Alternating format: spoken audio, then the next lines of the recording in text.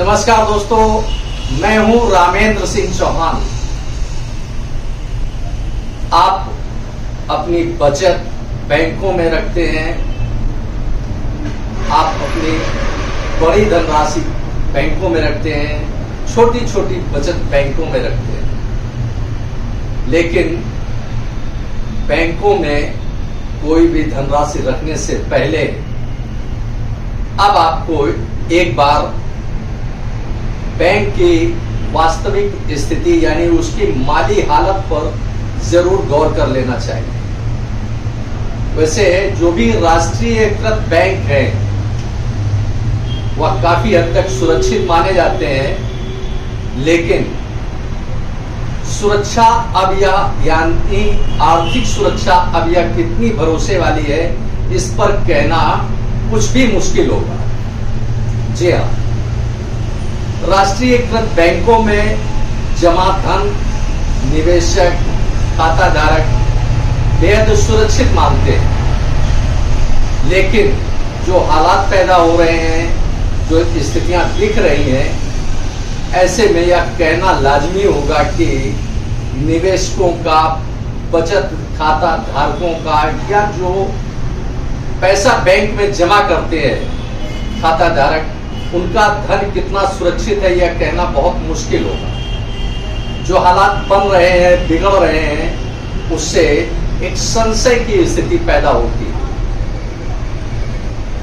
भारत सरकार कोशिश करती है, वित्त मंत्रालय कोशिश करता है कि बैंक सुचारू रूप से चलते रहे, लेकिन कहीं ना कहीं सरकार के दबाव में यह बैंक रहते हैं, भले ही वह निजी बैंक हो या सरकारी बैंक हो यानी राष्ट्रीयकृत बैंक। अभी हाल में एक आंकड़ा चौंकाने वाला आया है। यह पूरे बैंकिंग सिस्टम को बयां करता है कि आपका पैसा, आपकी धनराशि बैंक में कितनी सुरक्षित है, कितनी असुरक्षित है। अब देखें तो जो सामने मामला आया है, जिसको लेकर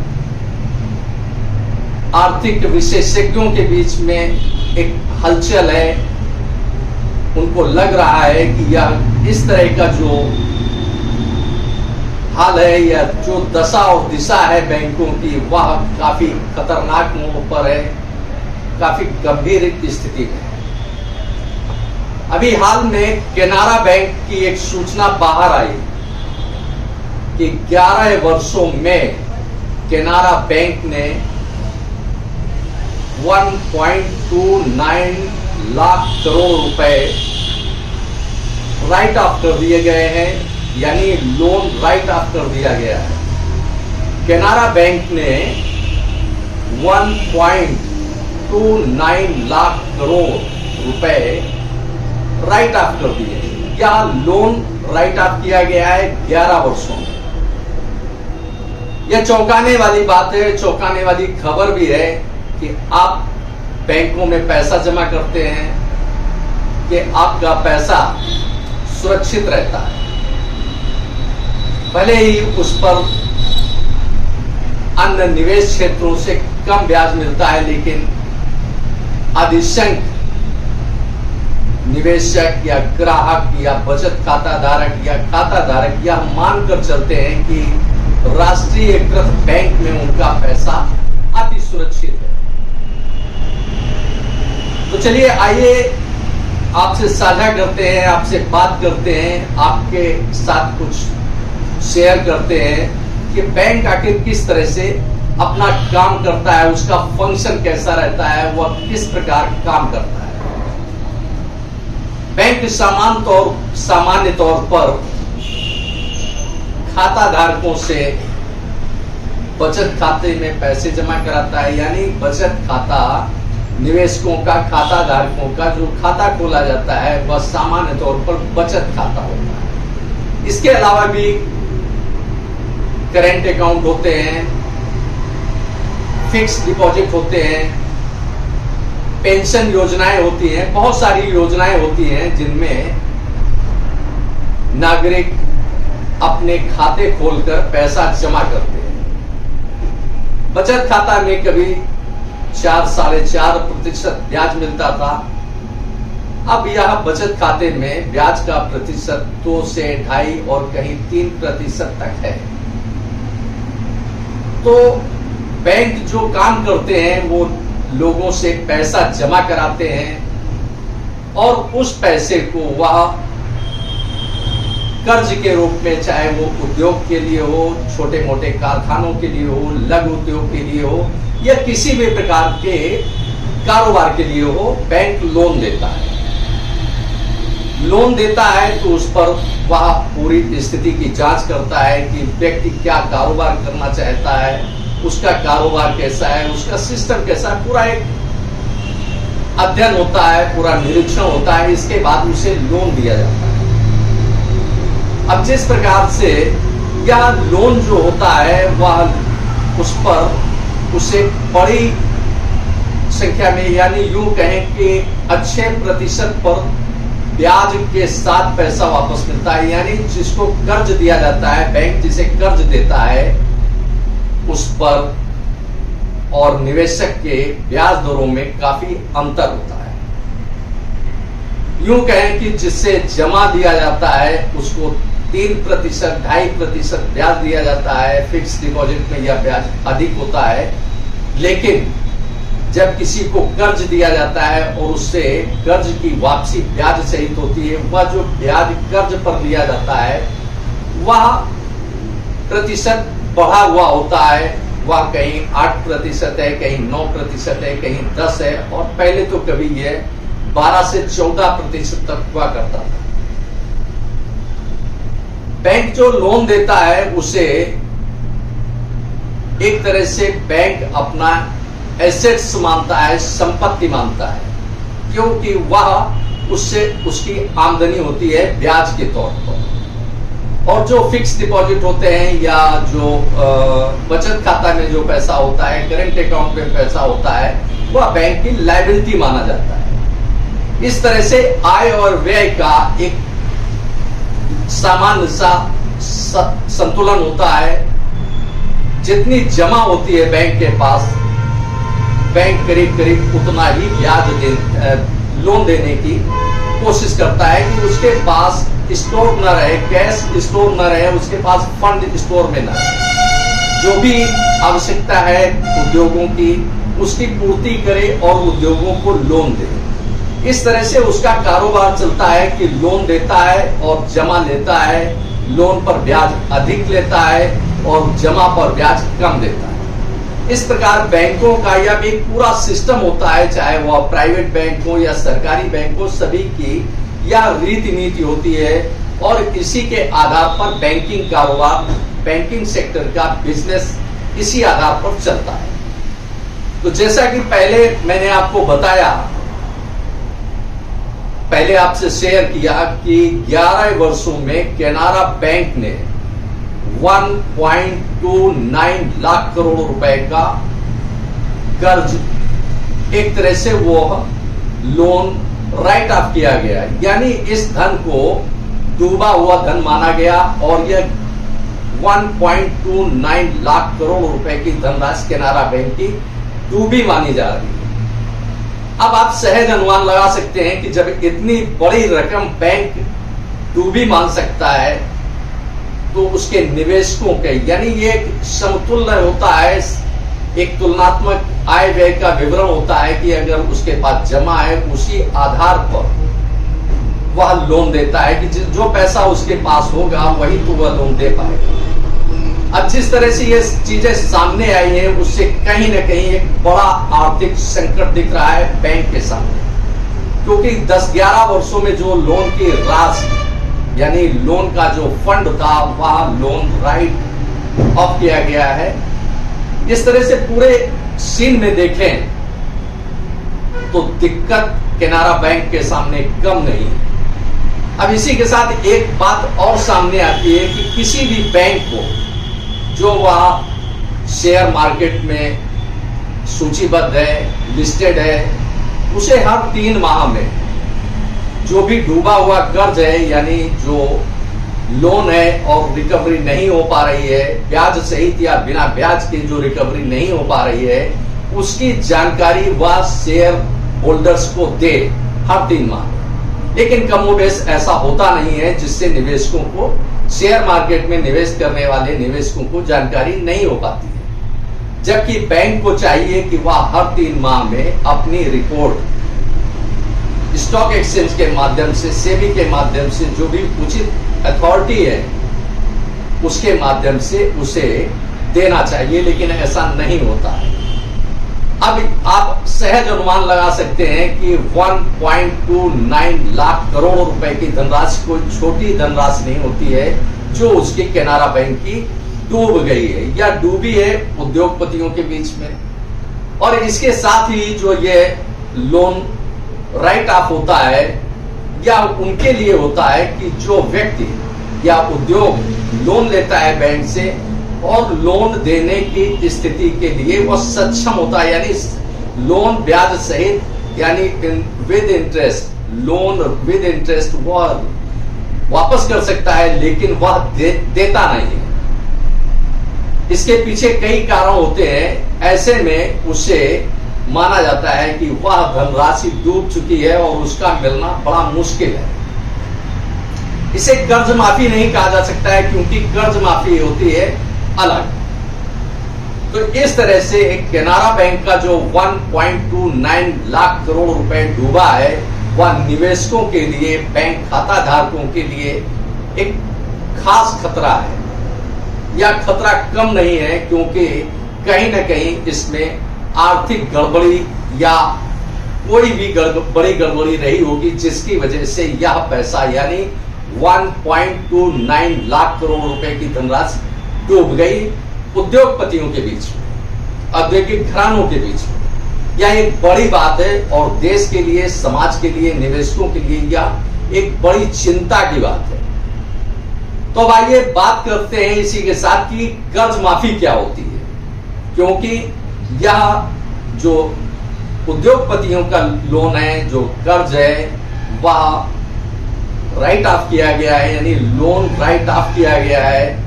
यह एक विषय अलग है। यह सक्षम व्यक्ति होने के बावजूद जो लोन नहीं लौटाना चाहते हैं किन्हीं भी कारणों से, उनके लिए यह शब्द इस्तेमाल होता है। यह तकनीकी भाषा है जिसका इस्तेमाल बैंक करते हैं, इसे लोन राइट ऑफ कहते हैं। अब शब्दों का यह माया जाल आसानी से न सरकार समझाना चाहती है, न जनता को समझ में आता है। तो आइए इस पर बात करते हैं कि कर्ज माफी और लोन राइट ऑफ में क्या अंतर होता है। लोन राइट ऑफ का मतलब यह होता है कि जो सक्षम व्यक्ति है और लोन लौटाने की स्थिति में है, ब्याज सहित वह लोन नहीं लौटाता है, यानी जबरिया उससे वह लोन नहीं देना चाहता है, कुल आशय इतना होता है उसका। अब कर्ज माफी क्या होती है, यह भी आपके सामने शेयर करते हैं। कर्ज माफी अधिकतर या सामान्य तौर पर देश के किसानों की होती है। किसानों की जो कर्ज माफी होती है वह कहीं आपदा में फसल बर्बाद हो जाए या किसान की किन्हीं कारणों से आपदा हो या मौसम की मार हो या बाढ़ हो या अन्य किसी माध्यम से अगर वह किसान की फसल चौपट हो जाती है, नष्ट हो जाती है, तो उसके लिए शासन, सरकार घोषणा करती है कर्ज माफी की।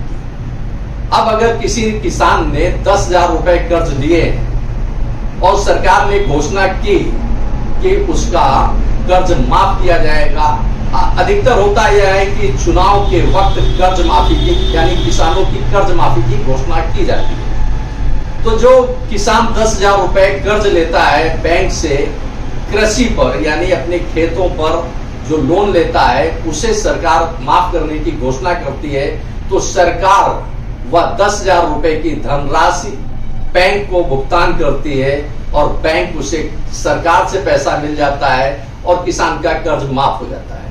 यह एक दोनों विषय में अंतर है कि लोन राइट ऑफ क्या है और किसान की कर्ज माफी क्या है। अब इस प्रकार पूरे परिदृश्य में देखें तो देश के किसानों की किसानों के जो लोन है वह तो माफ होते रहते हैं, लेकिन उद्योगपतियों के बीच में जो पैसा जाता है, जो लोन जाता है, जो कर्ज जाता है, वह डूब जाता है। उसे डूबा हुआ बैंक मानते हैं। इस तरह से पूरे परिदृश्य में देखें, जो केनरा बैंक की सूचना सामने आई है, जो खबरों में आया है सामने, उसमें 1.29 लाख करोड़ रुपए की धनराशि उसकी डूब गई है। इसी तरह से पूरे सीन में देखें तो 2021 और 22 में 1,57,000 करोड़ रुपए की धनराशि डूब चुकी है। यानी 2021 और 22 में कुल मिलाकर के जो सभी बैंकों का हाल है वह यह है कि वह 1,57,000 करोड़ रुपए की धनराशि बैंकों की डूब गई है। अब इसमें निवेशक यानी खाता धारकों का या बचत खाता धारकों का सभी का पैसा होगा जो बैंकों में जमा होता है। अब जब रिकवरी नहीं हो पाती है लोन की उद्योगपतियों से, तो उसे डूबा मान लिया जाता है। और यह धनराशि जो सामने आई है 1,57,000 करोड़ रुपए, यह कोई मामूली रकम नहीं है। अपने देश के छोटे छोटे निवेशक हैं या छोटे छोटे खाता धारक हैं जिनके पैसे जमा होते हैं बैंकों में, और उस पैसे को कर्ज में इस्तेमाल किया जाता है, कर्ज देने में इस्तेमाल किया जाता है। अब यही एक और बात कर लेते हैं कि जो कर्ज न चुका पाने वाले लोग हैं, ऐसी देश में बड़े उद्योगपतियों की संख्या जो है वो कितनी है? वह संख्या है 2,790। यह फिगर है 31 मार्च 2022 की। यानी 2,790 लोग जो सक्षम हैं और कर्ज वापसी कर सकते हैं, ब्याज भी भुगतान कर सकते हैं, लेकिन वह न कर्ज वापस कर रहे हैं, न ब्याज वापस कर रहे हैं, और बैंकों को सिर्फ एक तरह से वो ठेंगा दिखा रहे हैं। ठेंगा इसलिए कहेंगे कि सक्षम होने के बावजूद बैंक को पैसा वापस ना देना, जो कर्ज दिया है वो कर्ज वापस ना करना, ठेंगा दिखाना ही है कि चलिए आप देखते हैं हम क्या कर लेते हैं। यह एक गैर सामाजिक स्थिति है, लेकिन सरकार ने और बैंकों ने जो नियम कायदे कानून बना रखे हैं उसके तहत इसे डूबा हुआ पैसा मान लिया जाता है, डूबा हुआ कर्ज मान लिया जाता है, डूबा हुआ लोन मान लिया जाता है। यह एक विडंबना है देश की कि बड़े उद्योगपतियों को जो कर्ज दिया जाता है, और अगर वह जानबूझकर यानी सक्षम होने के बावजूद अपना पैसा वापस नहीं करना चाहते हैं, कर्ज वापस नहीं करना चाहते हैं, उसे लोन राइट ऑफ मान लिया जाता है, डूबा हुआ कर्ज मान लिया जाता है। लेकिन इसी के साथ ही अगर देखें तो बैंक छोटे मोटे लघु उद्योगों को, लघु उद्यमियों को भी कर्ज देता है। वह अगर कर्ज की वापसी नहीं करते हैं, लोग मकान बनवाने के लिए कर्ज लेते हैं, प्लॉट खरीदने के लिए कर्ज लेते हैं, आवासीय सुविधाओं के लिए कर्ज लेते हैं, कार खरीदने के लिए कर्ज लेते हैं, और भी बहुत सारे होते हैं जो पर्सनल लोन के दायरे में आते हैं, वह लोन लेते हैं। अब अगर ये छोटे छोटे जो लघु उद्यमी हैं या अगर पैसा वापस नहीं करते हैं, तो उनकी रिकवरी के लिए बैंक सख्त कदम उठाता है। अगर किसी ने कार खरीदी है और लोन लिया है तो उसकी कार घर से वापस खींच ली जाती है। उसने अगर मकान बनाने के लिए पैसा लिया है और लोन नहीं चुका पाता है, अक्षम है लोन चुकाने में, तो उसके घर की नीलामी की जाती है। यह एक बड़ी विडंबना है देश के साथ, समाज के साथ, बैंकिंग सिस्टम के साथ और आम आदमी के साथ, कि अगर छोटा व्यक्ति कोई लोन लेता है और वापस नहीं कर पाता है तो उसकी जब्ती से लेकर उसके खिलाफ अन्य विधिक कार्रवाई होती है। लेकिन उद्योगपति अगर कर्ज लेते हैं और वह नहीं चुका पाते हैं सक्षम होने के बावजूद, तो ऐसे में बैंकिंग सिस्टम कहता है, यानी बैंक का जो मैनेजमेंट है वह कहता है कि इस लोन को राइट ऑफ कर दिया जाए, राइट ऑफ कर दिया जाता है। अब इसे यूं कहना गलत ना होगा कि गरीब और आम आदमी का पैसा उद्योगपतियों को देकर बैंक अपना कारोबार तो चलाता है, लेकिन जब बात आती है छोटे निवेशक की यानी जमाकर्ताओं के पैसे वापसी की, तो कई बार होता है कि बैंक बंद कर दिया जाता है, क्योंकि इस समय बैंक के पास पैसा नहीं होता है कि वह अपने जमाकर्ताओं का पैसा वापस कर सके। तो इसलिए पूरे सीन में आप देखिए, खुद देखिए और महसूस कीजिए, चिंतन कीजिए, विचार विमर्श कीजिए, मंथन कीजिए कि आप जिस बैंक में पैसा जमा कर रहे हैं, जहां आपका खाता है, उस बैंक की आर्थिक स्थिति क्या है, उसकी माली हालत क्या है, बैंकिंग सिस्टम के यानी जो सर्विसेज हैं वो तो एक अलग बात होगी कि सर्विसेज को लेकर आप बैंक बदल सकते हैं, लेकिन इसी के साथ यह देखना बहुत जरूरी होगा कि जो बैंक ने लोन दिया है वह बैड लोन कितना हो गया है, यानी लोन राइट ऑफ कितना हुआ है। कितने लोग ऐसे हैं, कितने उद्योगपति ऐसे हैं जिन्होंने बैंक से कर्जा लिया और बैंक को जानबूझकर वह कर्ज ब्याज सहित वापस नहीं कर रहे। इस तरह से पूरे सीन में देखा जाए तो यह कहना गलत ना होगा कि आम आदमी के छोटा छोटा निवेश लेकर के बड़े उद्योगपतियों को दिया जाता है, लेकिन जब वहीं छोटे कर्जदार से पैसा वापस नहीं मिलता है तो बड़ी शक्ति होती है बैंक प्रबंधन की ओर से, बैंकिंग सिस्टम की ओर से। यह एक असमानता है, इसे यूं कहा जाए कि यह भेदभाव की नीति है, भले ही वह चाहे कानून के तहत हो या बिना कानून के तहत हो, या भेदभाव की नीति और रीति है। पूरे सिस्टम को इस पर गौर करना चाहिए और आपको भी देखना चाहिए कि जहां आप जिस बैंक में आप पैसा जमा कर रहे हैं उसकी आर्थिक स्थिति क्या है, वह जो लोन देता है उसकी रिकवरी हो पा रही है या नहीं हो पा रही है, या बैंक अपने लोन को राइट ऑफ कर रहा है। क्योंकि अगर राइट ऑफ कर रहा है तो यह आपके लिए किसी खतरे की घंटी से कम नहीं है। यह एक विचारणीय प्रश्न है आपके सामने, इसको एक बार गहनता से, गंभीरता से विचार अवश्य करें और बैंकिंग की माली हालत यानी बैंक की माली हालत जरूर देखें कि कर्ज जो दिया है बैंक ने उसकी वापसी कैसी हो रही है, ब्याज सहित कैसी वापसी हो रही है, एक पूरा सीन है।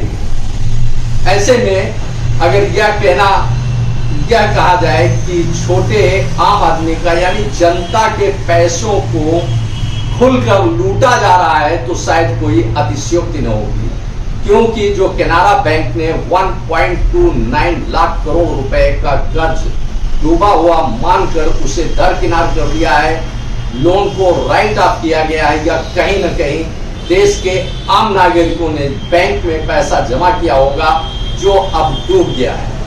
तो आप निश्चित रूप से यह सोच सकते हैं कि आप जहां पैसा जमा कर रहे हैं तो कहीं आपका भी पैसा डूब न जाए और बैंक आपको आपकी जमा धनराशि वापस करने से इनकार न कर दे।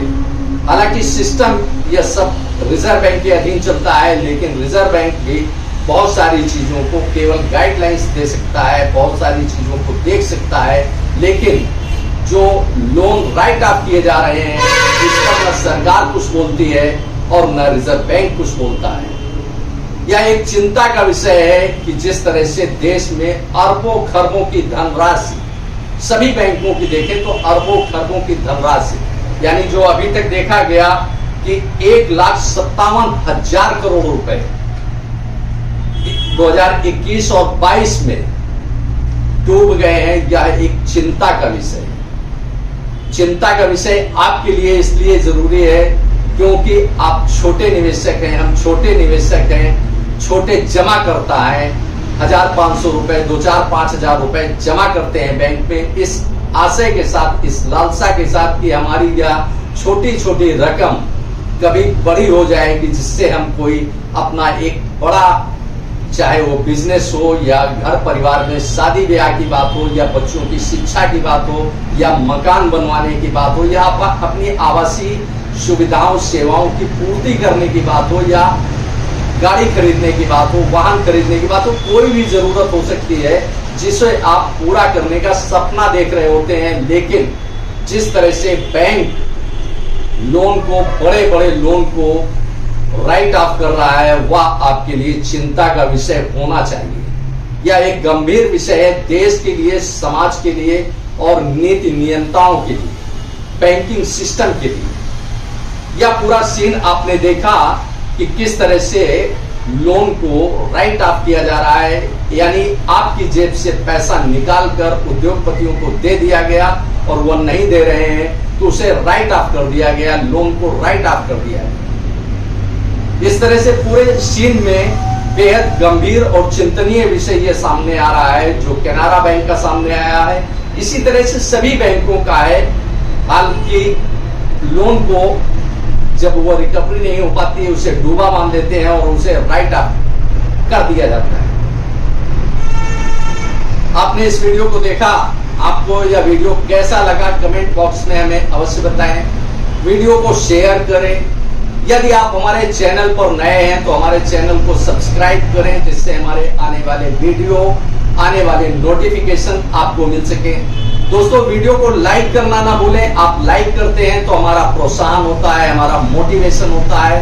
आपने वीडियो को देखा, आपका बहुत बहुत धन्यवाद। Thank you. जय हिंद, जय भारत।